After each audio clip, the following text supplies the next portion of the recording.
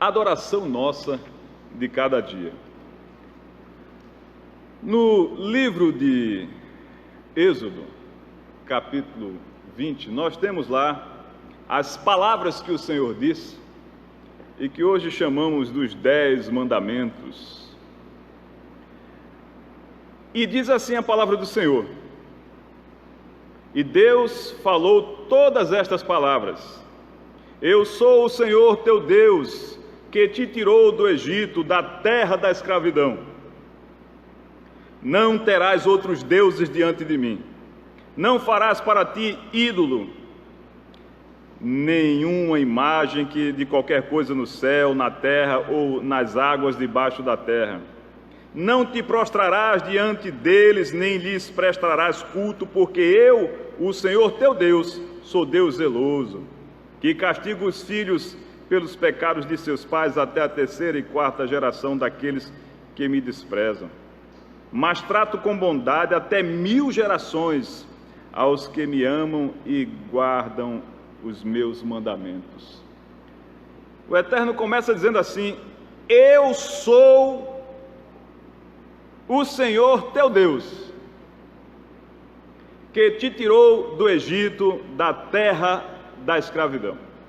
A adoração que Deus quer, a adoração que Deus quer precisa que nós vençamos o esquecimento.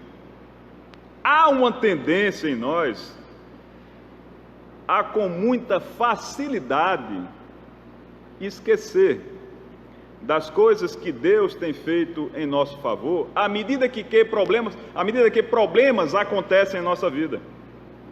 O esquecimento, de fato, é uma bênção. Quando este esquecimento serve, e isso é Deus que quer assim, para que a gente esqueça as nossas dores, que a gente esqueça a ofensa que alguém nos fez, para a gente esqueça as coisas que nos atrapalham e olharmos somente para o que é bom e seguirmos a vida com alegria e esperança. Se não fosse o esquecimento, nós não aguentaríamos viver. Imagine, se a gente carregasse todas as lembranças. Mas o outro lado é que nós esquecemos aquilo que não dói. A alegria vem, é festa, depois vai embora. Por isso que o Eterno diz assim: eu sou o Senhor teu Deus, que te tirou da terra da escravidão, do Egito. Porque aqui começa a relação de casamento. As palavras de Deus aqui estabelecem a regra dessa relação entre o homem e Deus. Esta é a lei do Senhor. Para que ninguém confundisse quem estava falando, eu sou aquele Deus que, quando você sofria, que quando você era escravo, que quando você era maltratado, que quando você acumulava perdas, eu sou aquele Deus que te libertou. Então, é para adorar somente a mim e não esses outros. Porque, se você observar, você verá que o homem, ao longo da história, de toda a civilização, ele descobre uma coisa, daqui a pouco ele começa a pensar o que ele tem que fazer para agradar aquela coisa e começa a idolatrar, para ele não ser atacado. O que é que eu faço para ter uma boa colheita? O que é que eu faço para ter um bom casamento? O que é que eu faço para não perder o meu emprego? O que é que eu faço para não perder a saúde? Eu vou agradar a esse, vou agradar aquele. E era isso que fazia. Por isso que o salmista diz: e onde é que está o meu Deus? Porque tem tantos altares aqui. Aquele ali é o meu Deus. Aquele é o meu Deus. Estou vendo no alto o Deus que tudo criou, que me protege. É dele que vem o meu socorro. Então o Senhor registra aqui a nossa relação, dizendo: quando você sofria, eu te libertei. Quando você era perdido, eu te mostrei o caminho. Sou eu quem está falando com você. Lembre-se disso. E a partir daqui, ele começa dizendo como quer ser adorado, como ele prefere que seja a nossa relação conosco. Ele nos ensina como devemos caminhar para ter uma boa vida, vida em abundância. A adoração que Deus espera de nós é a adoração que sempre lembra com que Deus estamos tratando? A que Deus estamos adorando? É sempre bom a pessoa parar para pensar. O que é que eu estou transformando em Deus e por isso adorando? Isso é idolatria. Este Deus que nós conhecemos, quanto mais nós nos aproximamos dele, mais sabemos que ele é bom, que ele age em nós, que ele tem feito muito por nós e que ele pode fazer muito mais e que ele nunca nos decepcionará, apesar de esquecermos as coisas que recebemos. Mas aqueles deuses, idolatria, quando você trata o seu trabalho como um Deus, quando você trata você mesmo como um Deus, quando você trata as coisas que você tem como um Deus, a palavra diz que não se pode adorar a dois senhores, e ali compara-se Deus com o dinheiro, porque tudo que é espiritual, divino, maravilhoso, está do lado de Deus, e tudo que é material pode ser muito bem representado pelo dinheiro, porque o dinheiro se troca por tudo que é material. Ele é um ótimo servo nas mãos de um mau senhor. Ele faz o que a gente manda. Se é para comprar remédio, ele compra. Se é para comprar veneno, ele compra também. É um ótimo servo nas mãos de um mau senhor. A que Deus estamos adorando? Pelo fato de as pessoas esquecerem o que Deus tem feito, muitas vezes elas tropeçam, idolatrando coisas e descumprindo a vontade do Senhor. É importante manter viva a memória de todas as bênçãos que Deus tem feito em nosso favor. A adoração que Deus quer, ela é prova de amor. Prova de amor ao próximo, prova de amor a nós mesmos, prova de amor a Deus. A palavra do Senhor diz assim, sobre o mandamento mais importante. Um dos mestres da lei aproximou-se e, os ouvindo discutindo, notando que Jesus lhe dera uma boa resposta, perguntou-lhe: de todos os mais importante? Respondeu-lhe Jesus: o mais importante é este: ouve, ó Israel, o Senhor, o nosso Deus, o Senhor é o nosso Deus, o Senhor é o único Senhor. Deuteronômio 6 está citando, porque estão perguntando isso para saber se ele conhecia e vivia a lei. Ame o Senhor, o seu Deus, de todo o seu coração, de toda a sua alma, de todo o seu entendimento e de todas as suas forças. O segundo é este: ame a seu próximo como a si mesmo. Aí ele está citando Levítico 19:18. Não existe mandamento maior que estes, observe. Ame ao Senhor seu Deus, não troque Ele por nada, se entregue plenamente, não negligencie nada. E ame ao próximo também, porque se você diz que ama tanto a Deus, isso tem que refletir nas suas relações interpessoais, tem que ser visto isso na sua vida. Então vamos pensar sobre o que poderíamos ver, entender como ser amar ao próximo. Existem muitas formas de provarmos o nosso amor ao próximo. O que não falta é alternativa. Eu queria trabalhar aqui a lembrança de duas delas. Deuteronômio 22:10 diz assim: não arem a terra usando um boi e um jumento sob o mesmo jugo. Não arem a terra usando o boi e o jumento sob o mesmo jugo. O que é que isso tem a ver com amor ao próximo? Então a gente pode começar pensando por que é que existe este mandamento, esta instrução, para a gente não colocar um boi e um cavalo fazendo o mesmo serviço simultaneamente. Por quê? Há muitos comentários sobre isso, né? A gente pode começar pensando o seguinte: as forças são diferentes, então o de um vai ser diferente do outro, então isso pode causar que aquele que é mais forte force o outro que é mais fraco a realizar um esforço que ele não é capaz. Isso é uma coisa naturalmente óbvia. Amar ao próximo é não causar sofrimento. Aqui também está muito claro, irmãos, que quando dois estão ao lado, apesar das diferenças, eles querem tratamento igual, desejam tratamento igual, esperam que o tratamento seja igual. A estrutura de um cavalo é diferente da estrutura de um boi, a sua digestão é diferente, o boi é ruminante. Então pensem aqui, de manhã a gente alimenta o cavalo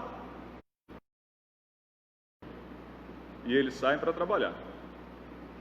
O cavalo faz lá a refeição dele, vai andando e olha para o boi lá ruminando. O tempo todo mastigando.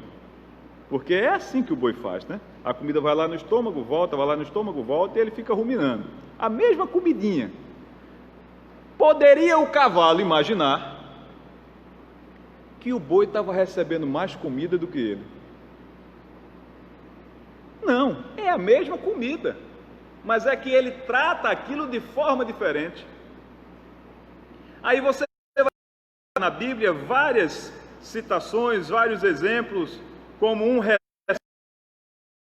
outro recebe a mesma coisa e cuida de outro, como um consegue fazer muito mais com a mesma coisa e o outro não consegue. Como nós tratamos as pessoas muitas vezes de forma igual, mas elas não se sentem tratadas de forma igual porque elas não sabem o que nós fizemos, elas apenas imaginam e não enxergam a diferença. Não causar sofrimento é uma das formas de amarmos ao próximo, provarmos o nosso amor. Evitar que as pessoas se sintam tratadas de forma diferente, para pior, é uma forma de demonstrar o seu amor ao próximo. Então, por isso a gente não deve colocar os diferentes no mesmo ambiente e dar o mesmo tratamento, porque há uma grande chance de eles não entenderem e questionarem o nosso amor. É muito importante que nós tenhamos clareza nas nossas ações, transparência, para apresentar a todos que nós amamos a todos.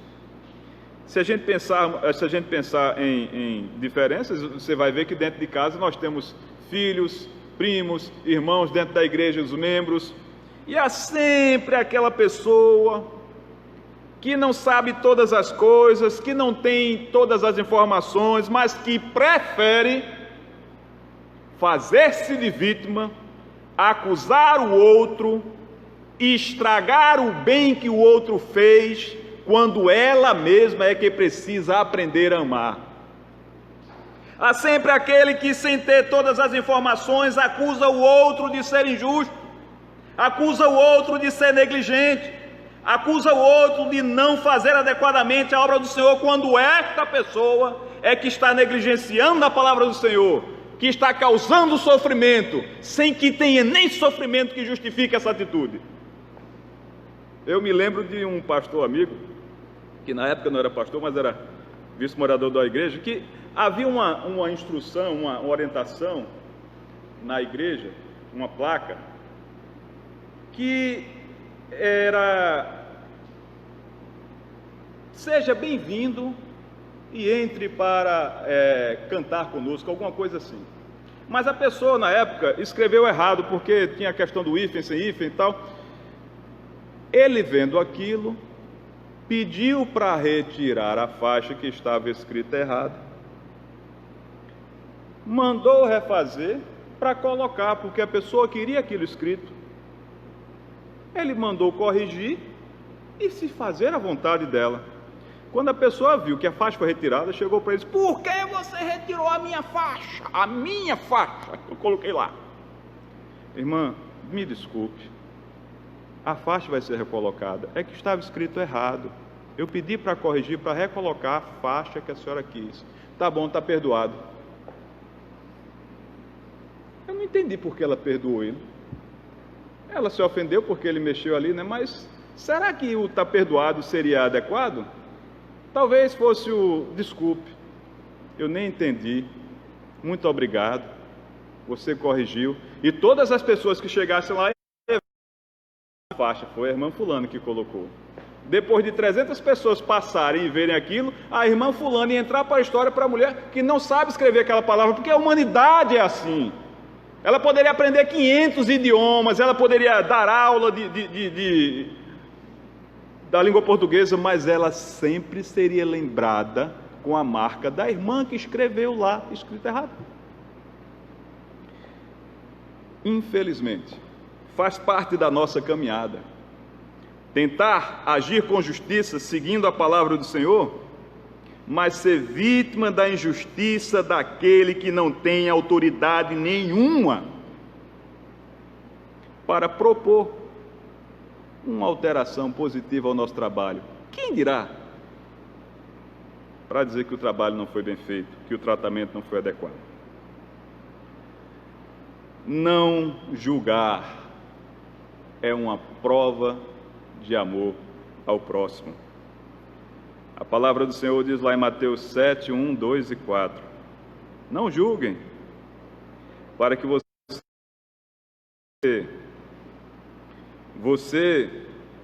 porque você repara o cisco que está no olho do seu irmão e não se dá conta da viga que está no seu próprio olho. Quem olha muito a vida dos outros não tem tempo de olhar a sua, né? Os mais experientes sabem a história da raposa e o macaco no trilho. A raposa dizendo para o macaco: cuidado com o seu rabo. Olha o seu rabo no trilho, macaco. Olha, a tua cauda está aí, cuidado, macaco. Quando vem o trem, o macaco pula e a raposa fica e o trem pega ela. Ela preocupada tanto com o macaco cuidou da vida dele, ela não cuidou da vida dela. Nas redes a gente aparece aí muita coisa engraçada e eu paro para refletir. Alguém escreveu assim: eu acho que eu estou com Alzheimer, porque tem um monte de gente me respondendo perguntas que eu nunca fiz. Se meu cabelo está bonito, se minha camisa está arrumada, se a minha alimentação está adequada, a minha vida espiritual como vai. Eu não perguntei nada, mas tem tanta gente me dizendo coisas. E o pior é que quem vem me dizer isso, a gente olha assim e faz: eu vou receber, porque é lógico, com a Bíblia, ok. Se Deus usou uma mula, usou uma queixada de um burro, usou tudo para falar, eu vou também deixar que essa pessoa mais pecadora, até onde eu vejo, me ajude aqui. O que importa é que eu estou sendo ajudado. A gente precisa aproveitar as coisas. A Bíblia ensina isso, que você vai reter o que é bom. Como você pode dizer ao seu irmão: deixe-me tirar o cisco do seu olho, quando há uma viga no seu olho? Não tem a menor coerência. Então a Bíblia nos desautoriza a falar do outro, falar sobre o outro é o outro. E se vamos falar alguma coisa, vamos falar sobre nós e bem de Deus. Não causar sofrimento, não julgar, são provas de amor. É muito natural. Gente, eu não me excluo de nada disso aqui, viu? Óbvio, né? Eu preciso registrar que eu tropeço nessas pedras aqui, mas dói quando a gente tropeça nisso e sabe que tropeçou. É muito ruim quando a gente se vê julgando alguém e diz: eu estou julgando. Mas é um bom exercício a gente estar refletindo sobre isso. Cada vez que a gente pensar que fulano é daquele jeito, a gente refletir: vamos esperar que ele realmente se apresente, vamos entender os motivos dele. Principalmente quando alguém grita com você, quando alguém lhe agride. Você deve pensar assim: ora, quando alguém vem para cima de mim, quando alguém me ofende, quanto mais ela demonstra a necessidade que ela tem de curar uma ferida. Ela tem uma ferida e ela está agonizando. Eu preciso entender o momento dela para ajudá-la a vencer essa ferida, sem que em mim nasça uma nova ferida. Basta eu não esperar que ela consiga lidar de maneira exemplar com as suas coisas, e à medida que ela não consegue, eu não achar que tenho autoridade de dizer que ela está perdida, que ela está errada, que eu sou melhor do que ela. Conta-se que o pai deu 2 maçãs a um filho. E aí ele disse: filho, me dê uma destas maçãs. Uma criança. O garoto pegou uma maçã e mordeu. O pai esperava pela outra. Ele mordeu a outra maçã. E aí ele disse: pai, essa é a mais doce, tome. O natural é que a gente pense, ele vai ficar com as 2, ele vai comer as 2, e quantas vezes as pessoas fazem isso, a gente não sabe o que é que o outro está fazendo e fica dizendo, ele está trabalhando contra mim. Essas séries que a gente vê aí, eu mesmo nessa pandemia tenho assistido muita coisa, a gente vê muito isso de julgamento. Tem alguns personagens que eu chego a canso, aí eu dou um tempinho, eu não aguento mais isso não, tanta intriga, tanta perseguição, aí eu dou uma paradinha. Eu sei que é tudo ficção, mas chega uma hora que cansa. A gente vê o outro só pensando coisas. Isso acaba com a esperança. Isto não é adorar a Deus, é para o outro lado. O fariseu e o publicano. Tem coisas interessantes na história do fariseu e publicano, e até engraçadas. Veja, o fariseu, ele estava lá, o texto diz que ele orava em silêncio. O publicano batia no peito e gritava. Já viram isso? Pelo menos nas versões que eu tenho visto, é assim, ó. O fariseu em pé orava no íntimo: Deus, eu te agradeço porque não sou como estes outros aí, ó, ladrões, corruptos, adúlteros, mesmo como este publicano, jejuo 2 vezes por semana e dou o dízimo ganho. Mas o publicano ficou à distância, ele nem ousava olhar para o céu e batia no peito e dizia: Deus, tem misericórdia de mim, que sou pecador.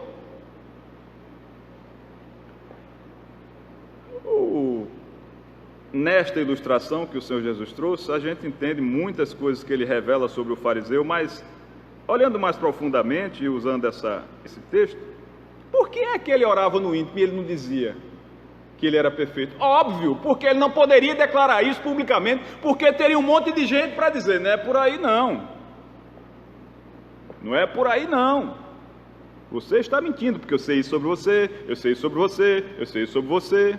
Já o publicano, ele dizia assim: ó, eu tenho um monte de podre, eu não sou digno não. E ele confessava, porque não ia ter alguém para dizer: publicano, tu és santo. Deus espera prova de amor que nós estejamos entregando também a nós mesmos. E é uma prova de amor a nós mesmos quando nós reconhecemos os nossos pecados. Como é feliz aquele que tem suas transgressões perdoadas e seus pecados apagados. Como é feliz aquele a quem o Senhor não atribui culpa e em quem não há hipocrisia. Enquanto escondi os meus pecados, o meu corpo definhava de tanto gemer, pois de dia e de noite tua mão pesava sobre mim. Minha força foi se esgotando como em tempo de seca. Então reconheci diante de ti o meu pecado e não escondi minhas culpas, e disse: confessarei as minhas transgressões ao Senhor, e tu perdoaste a culpa do meu pecado. Amar a si mesmo, irmão, é admitir os erros, é procurar consertar-se, é procurar ajuda, é adorar o Senhor e dizer: Senhor, eu pequei e preciso de tua ajuda, dá-me uma nova oportunidade, eu não mereço, mas eu peço. Quantas culpas eu carrego, quantos erros eu cometo, mas o teu amor é infinito e por isso eu te peço: ó Senhor, me perdoa, para que eu possa caminhar a vida em frente. Admitir os erros é o primeiro passo. e buscar a solução adequada, que é buscar o Senhor, é o segundo passo. E isso é adorar a Deus como Ele quer. Em vez de a gente tentar se esconder do sol atrás de uma peneira, a gente tem que olhar no íntimo e ver aquilo que a gente esconde da humanidade, assumir diante de Deus, porque é ilusão pensar que Ele não sabe.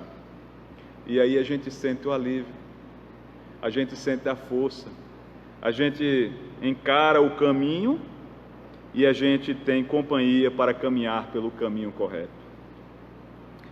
A adoração nossa de cada dia, adorando como Deus quer, sofrer com um propósito que glorifique a Deus. Diz assim a palavra do Senhor, Deuteronômio 30, versos 15 a 18. Vejam que hoje ponho diante de vocês vida e prosperidade, ou morte e destruição. Pois hoje lhes ordeno que amem o Senhor, o seu Deus, andem nos seus caminhos e guardem os meus mandamentos, decretos e ordenanças. Então, vocês terão vida e aumentarão em número, e o Senhor, o seu Deus, os abençoará na terra em que vocês estão entrando para dela tomar posse. Se todavia o seu coração se desviar e vocês não forem obedientes, e se deixarem levar, prostrando-se diante de outros deuses para adorá-los, eu hoje lhes declaro que, sem dúvida, vocês serão destruídos. Vocês não viverão muito tempo na terra que vão entrar e da qual vão tomar posse depois de atravessarem o Jordão. Destacando aqui algumas coisas. Ponho diante de ti, andem nos caminhos e guardem, nos meus caminhos e guardem os meus decretos e ordenanças, e serão abençoados. Prostrando-se diante de outros deuses para adorá-los, sem dúvidas, serão destruídos. Assumir o controle da vida e obedecer os decretos e mandamentos do Senhor é uma forma de adoração que agrada a Deus. Espera-se que, à medida que a gente toma consciência das coisas, que possa ser chamado de maduro, a gente assuma as responsabilidades por as coisas que nós temos feito, as responsabilidades em cuidar dos outros, cuidar do irmão, cuidar da irmã, cuidar do pai, cuidar da mãe, do avô, da igreja, das suas responsabilidades sociais, cuidar das coisas, assumir responsabilidades diante de Deus e se empenhando em fazer aquilo que o Eterno determina. É ser o gestor de uma empresa como Deus manda. É ser alguém membro do governo como Deus manda. É ser membro da igreja como Deus manda. É ser filho como Deus manda. É ser pai como Deus manda. Porque é opção. O Eterno coloca diante de nós a morte e a vida, o bem e o mal, e cabe a gente escolher, porque é opção. Há quem sempre diga assim, de vez em quando, né? Sempre não, de vez em quando. Eu não tinha opção. Nós sempre temos opção. Quando você faz alguma coisa, você optou em fazer. Enquanto você não opta em fazer, você resiste. Era a opção que eu tinha. Você tinha outra opção. Procurar outra opção. Muitas vezes eu faço uma brincadeirinha em treinamentos de negociação, que eu pergunto assim: quem tem filhos? Alguns têm. Você, observe a pergunta: você quer perder o seu filho ou você quer perder um braço? A pessoa diz: o braço, eu quero que leve os dois. Resposta: você nem quer perder o seu filho e você nem quer perder o seu braço. Você quer continuar com o seu braço, você quer continuar com o seu filho. Eu perguntei o que você quer, eu não disse escolha uma coisa ou outra. A resposta certa é: eu nem quero perder o meu braço, nem quero perder o meu filho, eu quero uma alternativa para continuar com o meu braço e continuar com o meu filho. Mas aí as pessoas preguiçosamente, ou talvez por covardia, diante da vida, ficam procurando os motivos assim: eu não tenho outra opção, eu tinha que fazer isso. Ó Senhor, não tinha alternativa. Tinha. Você poderia procurar uma alternativa, poderia perguntar a Deus uma alternativa. Nós sempre podemos procurar várias opções antes de aceitar a hipótese de desobedecer à vontade do Senhor. Sempre. Aceitar as contingências da vida, confiando nos propósitos de Deus. Lá vem Jó. Tem aqui coisas da vida de Jó. Jó, verso 1, capítulo 1. Na terra de Uz vivia um homem chamado Jó. Era homem íntegro e justo, temia a Deus e evitava o mal.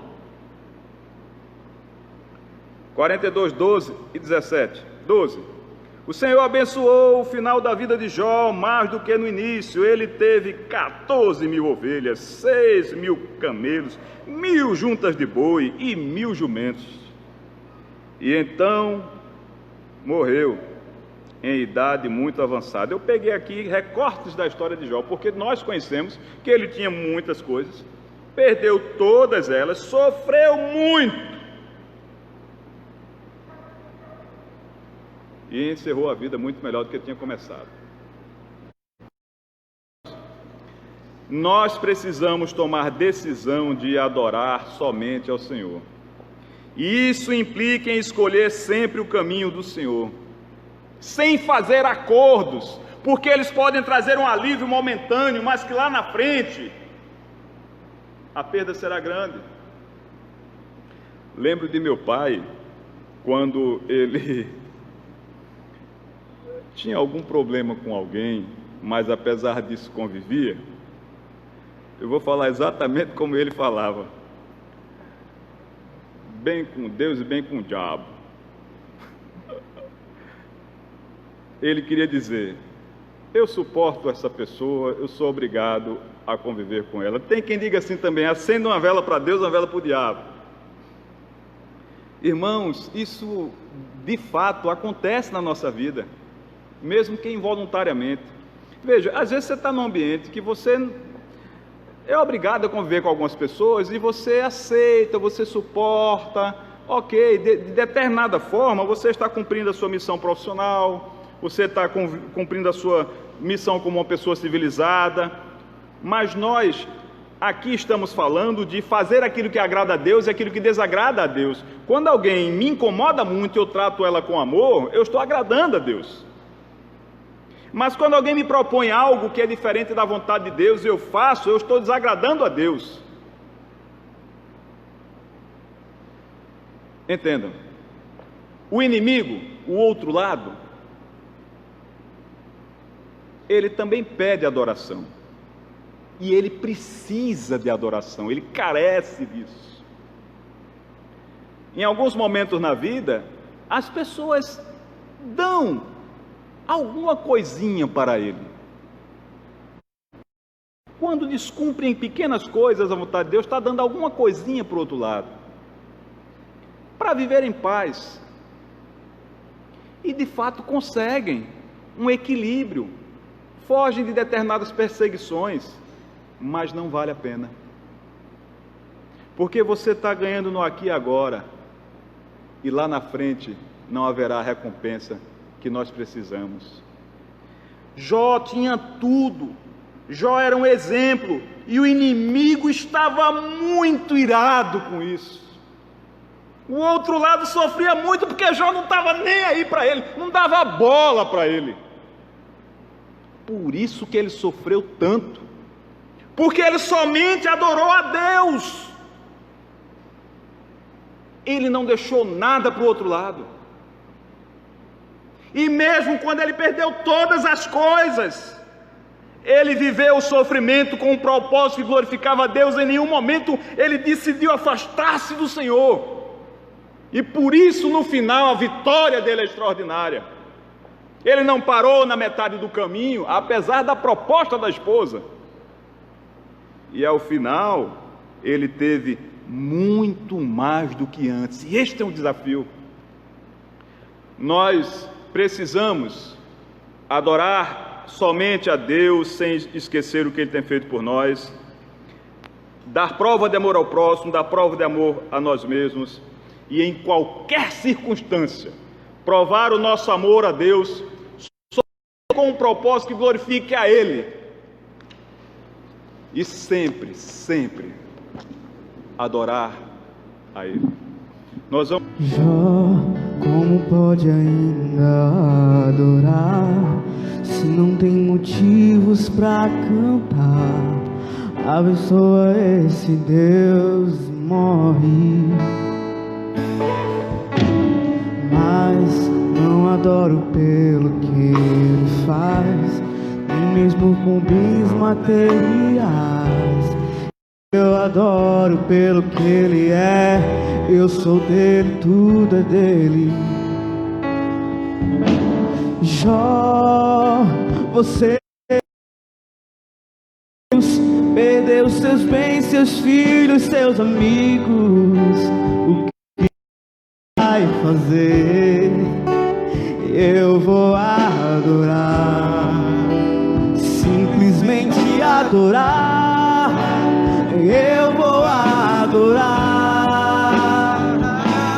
Deus me deu, Deus tomou, bendito seja o nome do Senhor. A Ele a honra, a Ele a glória e o louvor. A Ele a glória, a Ele a glória, a Ele a glória, a Ele a glória, a Ele a honra, a Ele a glória, a Ele a glória, pra sempre. Amém.